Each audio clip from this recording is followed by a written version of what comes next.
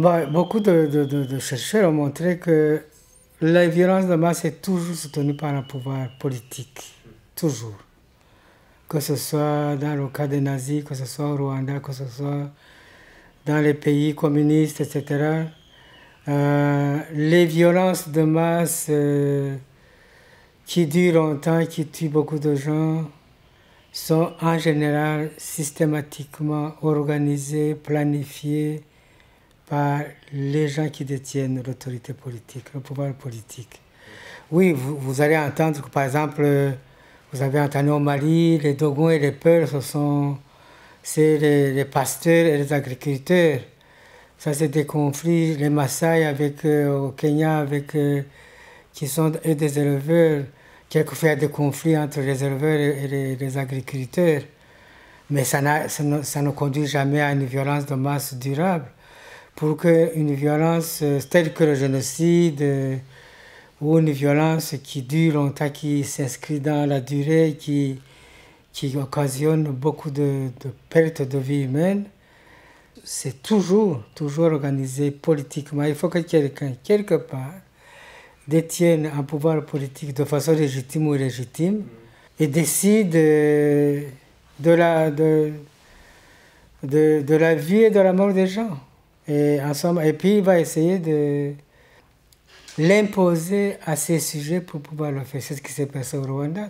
Alors, c'est toujours l'intoxication et la programmation. Donc, on a utilisé surtout les médias comme la radio RTLM, la radio-télévision libre des Mille Collines, pour faire sentir aux Hutus que les Tutsis ont toujours été des ennemis traditionnels.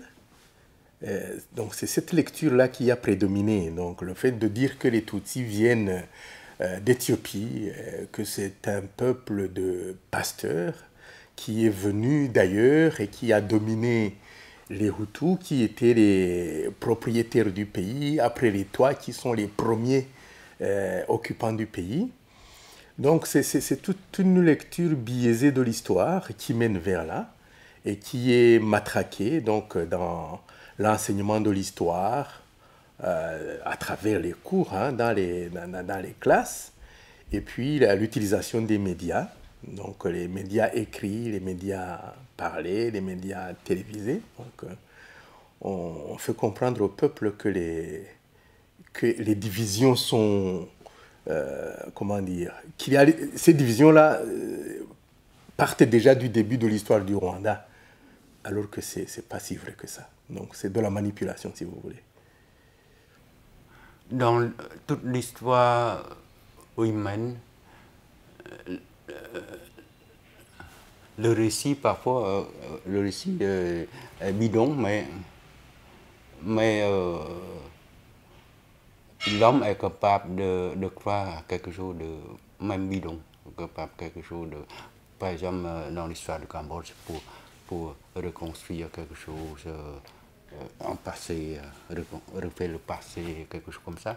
Je crois que malgré tout, on est toujours attaché parce que on se dit que la fin justifie les moyens. Et on se dit que ma vie n'a pas le sens si je n'aide pas mon pays à être plus fort. On disait aux Tutsis que c'était des gens intelligents et que les autres n'étaient pas si intelligents que ça. Et l'administration s'appuyait sur les Tutsis. Et donc, progressivement, on a créé un complexe de supériorité dans la tête des Tutsis et un complexe d'infériorité dans les autres composantes de la société. D'abord, pour consolider le pouvoir, les dirigeants Khmer, il faut trouver des ennemis. Des ennemis, je vous dis, les ennemis d'abord sont les colonialistes, les impérialistes, occidentaux en partie. Et ensuite, les étrangers. Parce que les Khmer, ils pensaient que pour faire quelque chose de bon, il faut la purité. Ce sont des vrais Cambodgiens qui font l'histoire du Cambodge. Ce sont des vrais Cambodgiens qui ont créé la civilisation angkorienne. qui à l'époque, au Xe siècle, la capitale cambodgienne encore était 1 million d'habitants. On est le sommet de tout du monde parce que à l'époque, Londres et Paris, il n'y a que quelques milliers par rapport à nous. On se peut donner de fierté comme ça. Nous, on est fiers, on est un peuple très intelligent, un peuple très fort. Ils ont essayé de faire un récit pour capter la fierté de jeunes comme moi. Vous comprenez? Je ne dis pas pour me faire victimiser, mais c'est comme ça. Parce que c'est tellement... Parce qu'on se sent des victimes, on veut tellement faire quelque chose pour réparer l'histoire. Et voilà. Et puis, l'ennemi, c'est d'abord pour construire quelque chose de bon, il faut la pureté. Donc, il faut des vrais Cambodgiens. Et c'est le but de... Nous, on ne savait pas. Mais comme il dit que pour faire des vrais Cambodgiens, parce que dans l'idéologie des Khmer, les vrais Cambodgiens sont des Cambodgiens qui refusent de souiller avec la culture ou avec les étrangers. Pour moi, le grand problème, c'est la mauvaise gouvernance, c'est la politique. La mauvaise politique parce que, si je prends le cas du Burundi, les voisins sur les collines, les Hutus et les Tutsis qui vivent ensemble parce qu'il n'y a pas de Hutuland et de Tutsiland. Tout le monde vit à côté de tout le monde. Si ton grand-père a toujours habité cette propriété et que tu es Hutu, que mon grand-père a toujours habité la propriété d'à côté, que je suis Tutsi, nos enfants et nos petits-enfants, nos arrière-petits-enfants habiteront toujours les mêmes propriétés. Donc du coup, à la campagne, dans le temps normal, même en ville, quand il n'y a pas d'agitation politique, c'est-à-dire d'abord pour ça que les Burundais disent que ce qui vient d'en haut finit par pourrir le tout. Quand il n'y a pas d'agitation politique, les gens vivent en symbiose. Les Hutus et les Tutsis de la campagne, ils ont quasi la même vie. Les Hutus et les Tutsis de la ville, ça dépend des quartiers, les Hutus et les Tutsis des hauts quartiers, ils ont quasi la même vie. Comme les Hutus et les Tutsis des quartiers populaires, ils vivent presque la même réalité. Donc, il n'y a pas de conflit, d'intérêt entre le commun des mortels. Mais lorsque, au niveau politique, on veut se servir de la population, se couvrir, se mettre dans le nous ethnie pour démolir l'autre, alors là, on essaie de stigmatiser les autres et comme de les déshumaniser. De les déshumaniser, on commence à dire, voilà, ça c'est un serpent, il faut faire attention.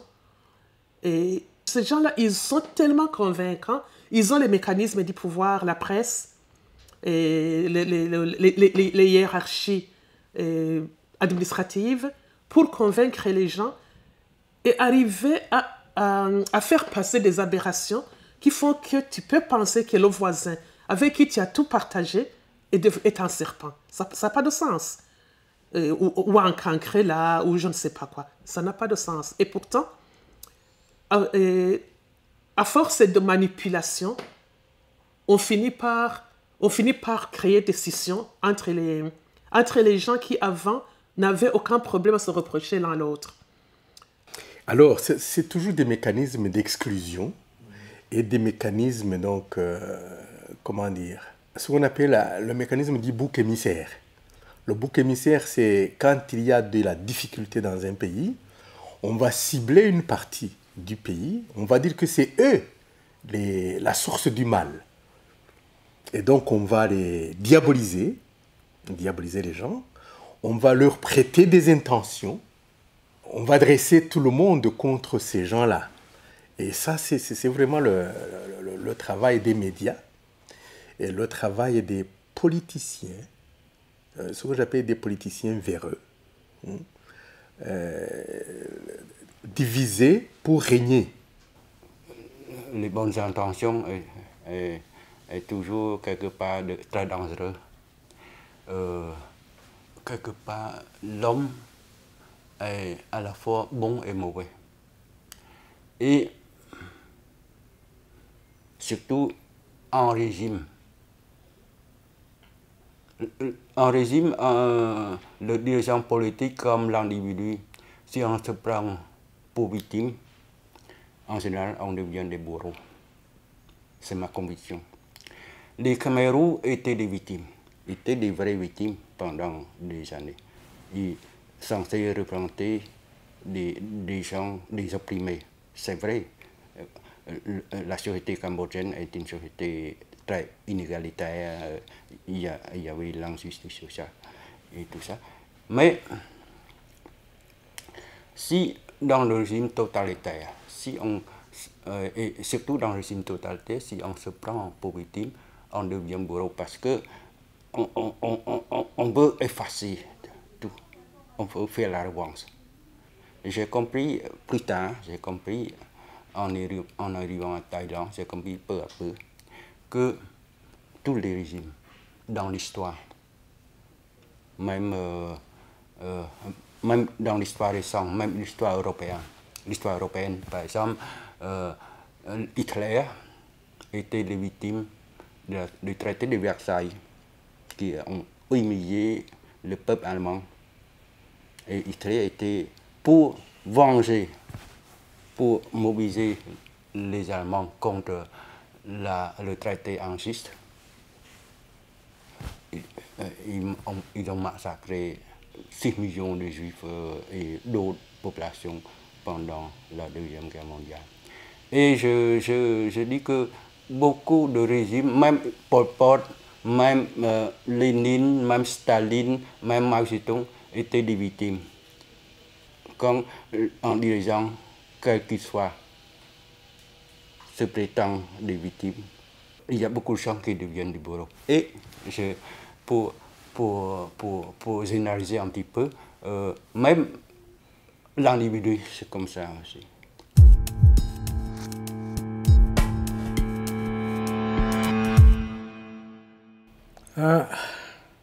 Je pense que l'être humain est malléable du point de vue de la pensée. Quand vous lisez par exemple la montée de Hitler, il y a eu au départ des gens qui se sont opposés à lui. Je connais par exemple un certain Bonhoeffer, il y a beaucoup de gens qui se sont opposés et qui ont réussi même à faire des résistances. C'est important. Je pense que ce qui s'observe, c'est que avant que les gens n'acceptent que telle personne de telle religion, de telle ethnie, c'est mon ennemi, il faut toute une propagande. Et il faut que cette propagande touche au moins 30, au-delà de 30% de la population. Et c'est comme ça que au Rwanda, les génocidaires, les gens qui ont vraiment planifié le génocide, ce ne sont pas nombreux. Mais ils ont réussi petit à petit à embrigader, idéologiser de plus en plus de gens, des jeunes, des militants, etc., qui petit à petit ont amené une grande partie de la population à massacrer leurs voisins. Mais ça a pris du temps. Il faut faire toujours attention aux slogans. Parce que, par exemple, les Khmer Rouge, ils veulent construire quelque chose de grandiose. Et la fin justifie les moyens. Donc, en acceptant sans réfléchir le but, on finit souvent par oublier la fin ne justifie pas les moyens. Si vous commencez, par exemple, à tuer l'autre, à laisser tuer l'autre, à avoir de la haine envers l'autre, à cause de sa peau, de son visage, parce qu'il ne pense pas comme moi, c'est fini. Entre le bien et le mal est là. Mais c'est difficile d'être un être humain, mais c'est ça. Parce qu'en pensant que le but final est tellement grandiose, l'accident de parcours ne compte pas tellement. Vous comprenez? Et l'accident de parcours, c'est l'accident d'histoire. On ne peut pas réparer après. C'est une question d'éducation. Donc, dans la culture, il y a du bon, il y a du neutre et il y a du mauvais. Et si on ne sait pas faire le choix dans la culture, pour faire le choix dans la culture, il faut avoir des gens qui aient l'esprit éveillé à l'humain. Vous savez que toute nation est ethnocentriste. On est ethnocentriste comme on est égocentré comme individu. L'individu est égocentré et la nation est ethnocentrée.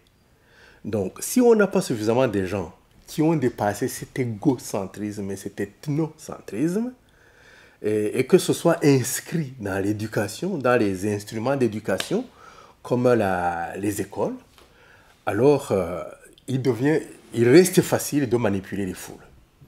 Ça veut dire que ce peuple n'a jamais été entraîné à utiliser son propre entendement, comme on dit les créateurs du siècle des Lumières ici. La devise du siècle des Lumières, c'était « Sapere aude », ose te servir de ton propre entendement. Donc, au Rwanda, jusqu'à maintenant, les gens n'osent pas se servir de leur propre entendement. Et donc, ils sont obligés de suivre ce que dit le chef. Et traditionnellement, si vous regardez dans les proverbes, on vous dira « La chanson qu'entonne le maître de la maison, c'est à cette chanson qu'il faut répondre. » Donc vous dansez comme l'indique le maître de la maison. Alors si dans la tête des gens c'est ça, il suffit que le maître de la maison indique l'ennemi et tout le monde va vous prendre comme un ennemi. Ça, le phénomène du bouc émissaire va devenir très facile. C'est ce qui s'est passé en 1994. Voilà. Mais vous voyez, ça tient à toute une culture en fait. La majorité n'est pas pour la violence, mais ceux qui parlent de violence, ceux qui incitent à la violence, ils mettent toute leur énergie, toute leur force et arrivent à faire taire la grande majorité qui, pourtant, si elle se décidait à son tour à élever la voix, étoufferait en arrière de la voix de la violence. Vous avez toujours dans des sociétés des gens qui sont des leaders, mais des leaders qui ne dirigent pas pour le bien du pays, qui dirigent pour leur propre maison, mais qui font croire à toute la population que c'est pour le bien de la population. Ces manipulateurs, vous allez les trouver dans tous les pays. Alors, si dans les pays comme les pays d'ici, il y a des institutions qui sont suffisamment fortes pour neutraliser les manipulateurs.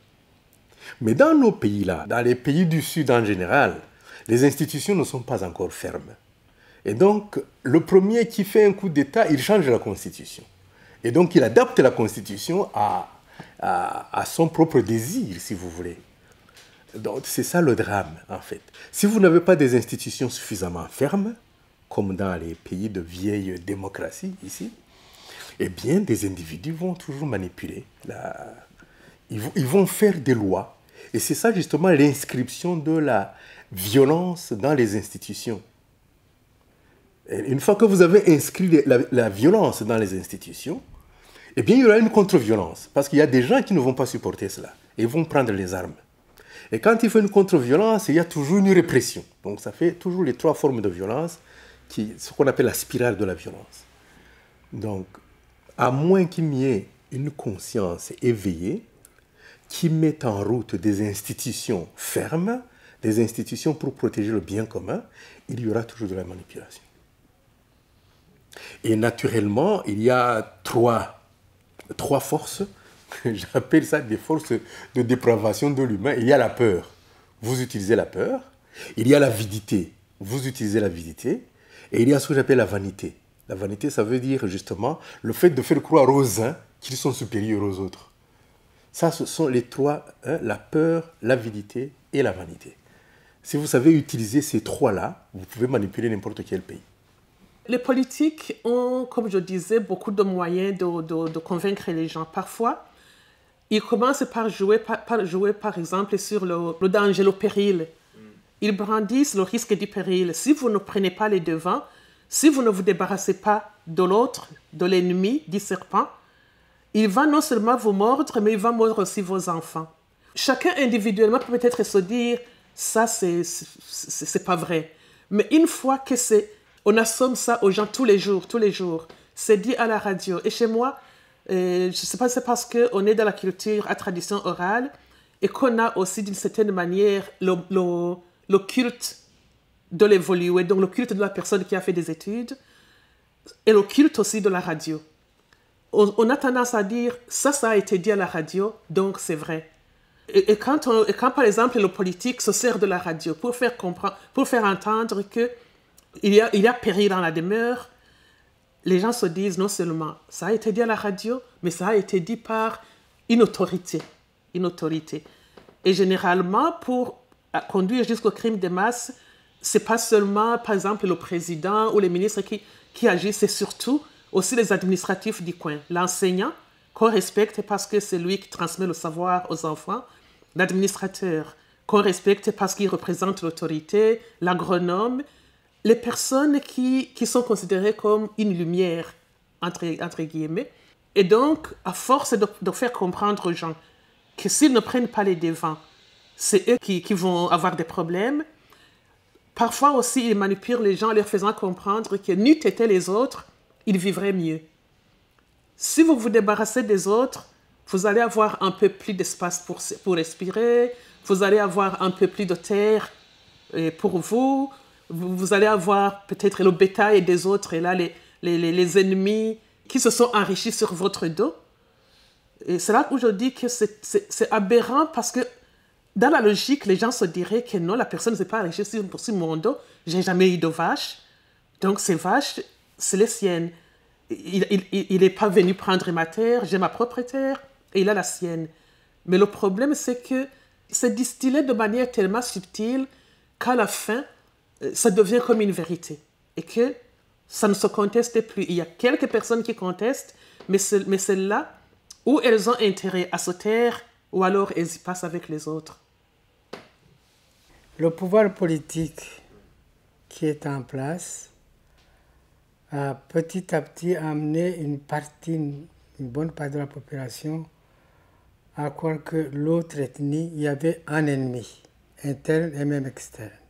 Alors, quand vous parlez d'ennemi, vous faites monter la dose de peur chez les gens. Et donc, c'est très important de se rendre compte que même les personnes qui n'étaient pas prêtes à tuer d'autres, à partir du moment où ils voyaient ce qui se passait, ou même qu'on les menaçait s'ils ne faisaient pas comme les autres le faisaient, il y avait une forte peur qui naissait en eux. Et cette forte peur, nourrie par l'idéologie, se transforme petit à petit en colère, c'est-à-dire en méchanceté, si vous voulez. L'autre est dangereux, donc je dois le précéder. C'est comme ça qu'il disait.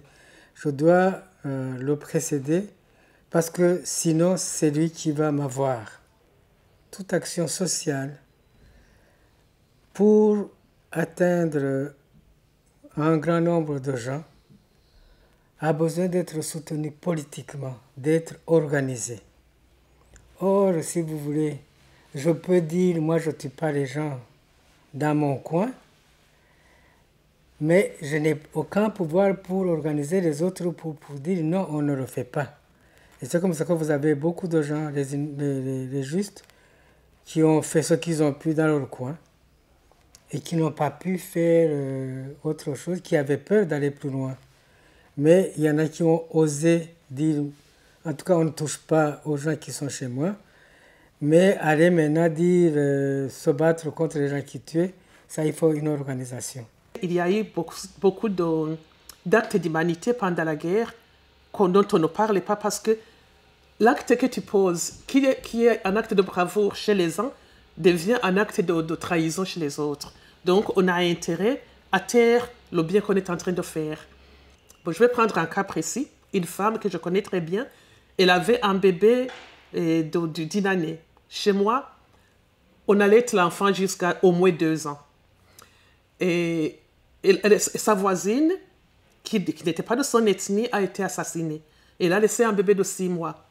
La voisine a pris le bébé de 6 mois de la voisine assassinée, mais comme elle n'avait pas suffisamment de lait pour allaiter les deux, elle a sévré son bébé d'une année pour allaiter celui de la voisine qui n'avait que 6 mois. Moi, je trouve que ça, c'est un geste d'humanité extraordinaire. Et des actes comme ça se font, mais les gens qui étaient capables de faire des actes pareils, avec la manipulation, peuvent se retrouver aussi entraînés dans un truc de masse, d'autant plus qu'en dehors de déshumaniser l'autre, on joue aussi sur le psychique des gens pour les faire comprendre que ce qu'ils sont en train de faire, c'est des actes de bravoure. Ce sont des héros. En tuant des serpents qui sont capables de nuire, vous devenez un héros. Et il y a aussi cette globalisation qui fait que les gens se cachent derrière la masse. On fait comprendre aux gens qu'ils n'ont pas à assumer individuellement, que tout ce qu'ils font, c'est dans la masse. Donc, du coup, la personne est couverte par la masse, se dit, oui, je peux me permettre de faire ce que je veux. De toute façon, personne ne me le demandera.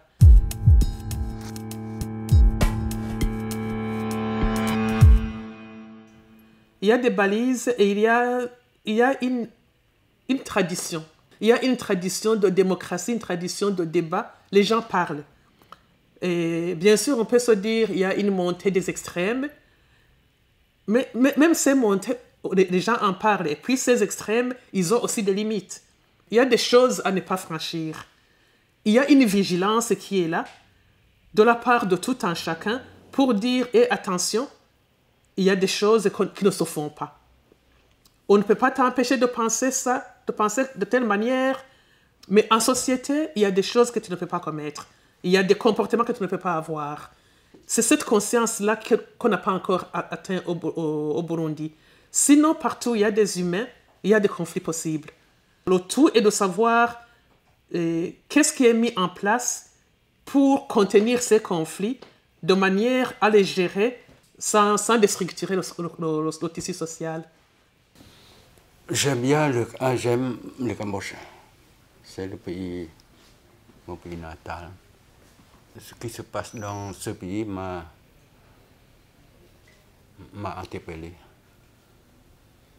Voilà un pays qui a connu le drame, le génocide, qui a été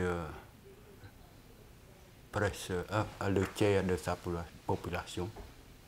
On dit qu'après la fin de la période Khmer Rouge, le régime Khmer Rouge, il y a les accords de Paris sur le Cambodge.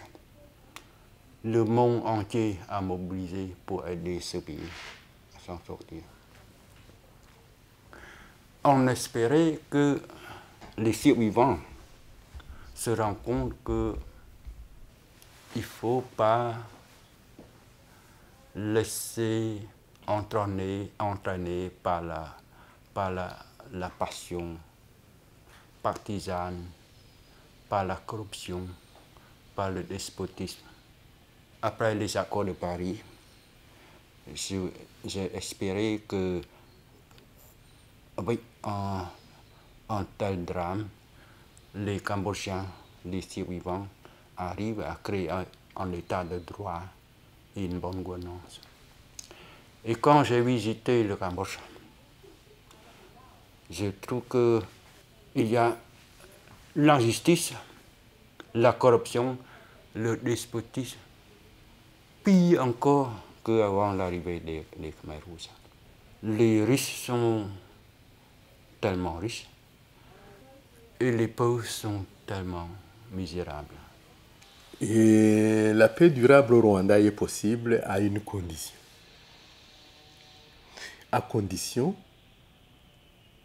qu'on se rappelle qui on est vraiment.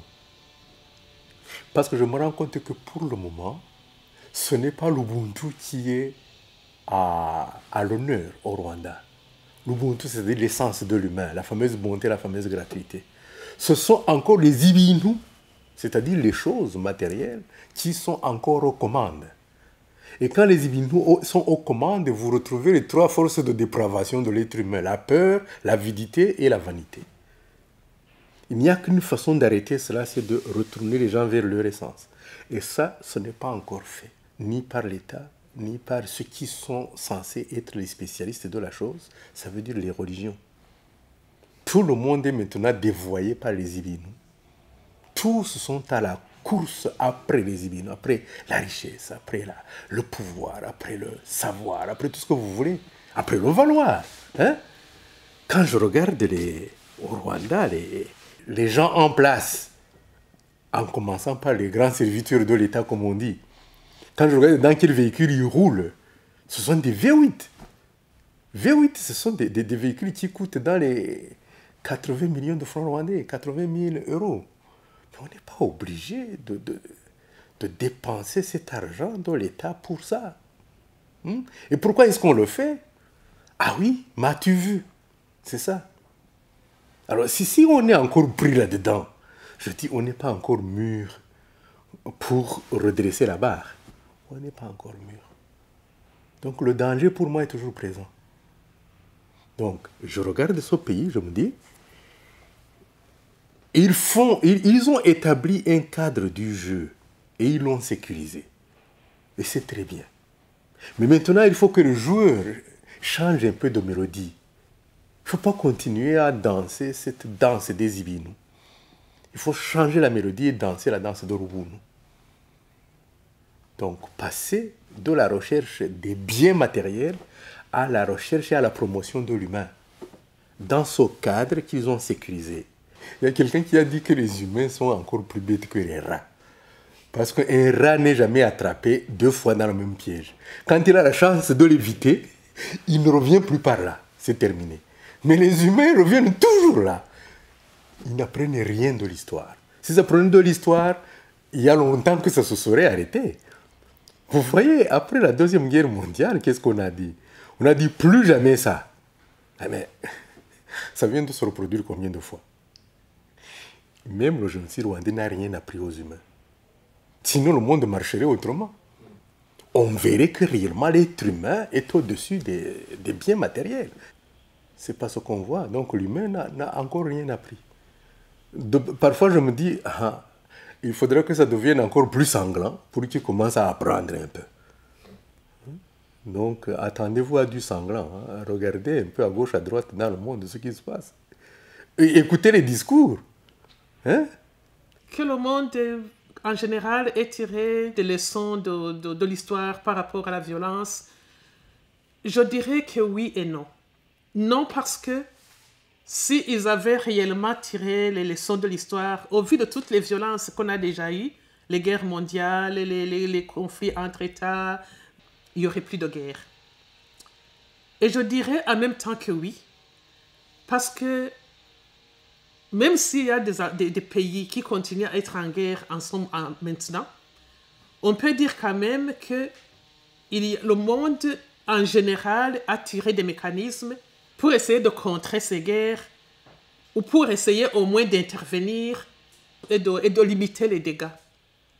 Et c'est pour cela que, il y a des conseils de sécurité, il y a des tribunaux internationaux. Ça ne balise pas partout, les humains étant ce que nous sommes. Nous trouvons toujours le moyen de contourner les balises pour aller vers nos penchants, et quand nos penchants sont négatifs, pour aller vers la destruction de l'autre. Néanmoins, de savoir que ces mécanismes existent, c'est quand même un signe qu'on n'a pas tout perdu de l'histoire. Le vrai Rwandais, ce sont les Tutsis ou l'autre. Vous comprenez? L'autre, ce n'est pas le vrai. C'est inventé par les étrangers, ce n'est pas le vrai. Vous comprenez? C'est toujours cette logique-là. Et en Afrique ou ailleurs, c'est toujours pareil. Et l'histoire se répète encore. Se répète même en ce moment. Même en Europe, se répète. Si vous n'êtes pas 100% de source, vous n'êtes pas le vrai. Et quand les 100% vivent ensemble, comme les Khmer rouges, votre tête n'est pas vraie. 100%. On trouve toujours quelque chose. Ce n'est pas la première fois, ça. Enfin, à l'époque, je ne me rendais pas compte, mais quand j'ai commencé à réfléchir, je me rends compte, mon Dieu, l'histoire ne finit jamais. Je ne suis pas pessimiste, hein. Je vous dis, il y a toujours quelque chose de bon en nous aussi, heureusement. La peur est quelque chose, parce que moi, en tant que Cambodgien, on a peur de disparaître. Les Khmer disent que si vous ne faites pas comme moi, le Cambodge doit disparaître. En voulant sauver le Cambodge de la disparition, ils ont tué le tiers de la population. Et l'argument n'est pas nouveau. Maintenant, ça recommence, si vous regardez bien. Américains d'abord, Flamands d'abord, Wallons d'abord, Chinois d'abord, ça recommence la plus belle maintenant. On dirait que l'être humain n'a rien appris de leur histoire. Mais ça ne veut dire pas que je suis pessimiste. Je suis en optimiste de raison. Je crois qu'il y a quand même des forces, des bontés en l'homme. Si on réfléchit bien, on comprend de plus en plus notre espèce. Et je crois que, j'espère que, en tout cas, on ne peut pas désespérer. Il faut espérer, il faut avoir toujours l'espoir. Il y a toujours quelque chose de bon et quelque chose de mauvais entre nous. Et essayer de trouver le bon, ce n'est pas les autres qui peuvent nous aider. Ils peuvent nous aider peut-être, mais déterminant, c'est en nous-mêmes.